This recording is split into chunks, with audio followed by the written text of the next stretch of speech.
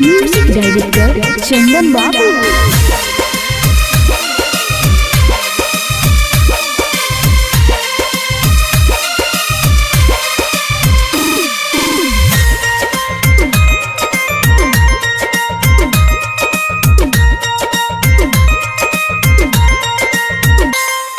चलना भौजी चलना भौजी चलना हे भौजी चलना भौजी चलना भौजी चलना छठी मैया के घाट भौजी चलना छठी मैया के घाट भौजी चलना हो गेलै लेट भौजी चलना हो गेलै लेट भौजी चलना ए भौजी।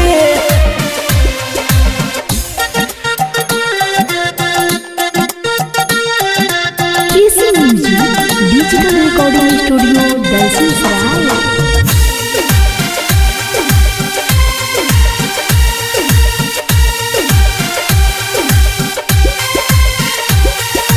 साला भर में आबै छिकै छठ के महीना रुसा जाना भौजी हमर चला एही दीना ए भौजी।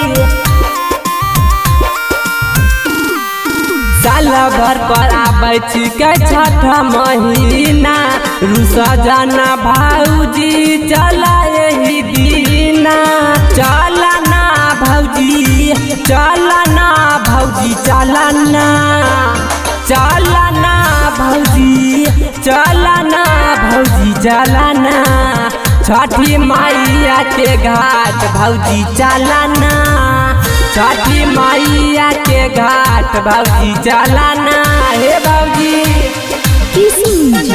Digital recording studio Dalsinghsarai.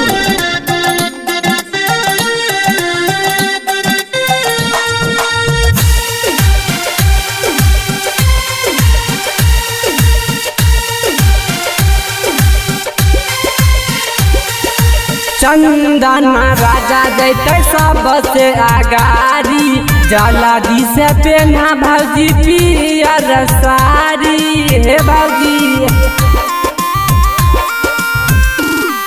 Chandan Raja जैते सबसे आगारी जलादी से पेना भौजी पियर सारी चलना भौजी चलना भौजी चलना चलना भौजी चलना भौजी चलना छठी मैया के घाट भौजी चलना छठी मैया के घाट भौजी चलना हे भौजी।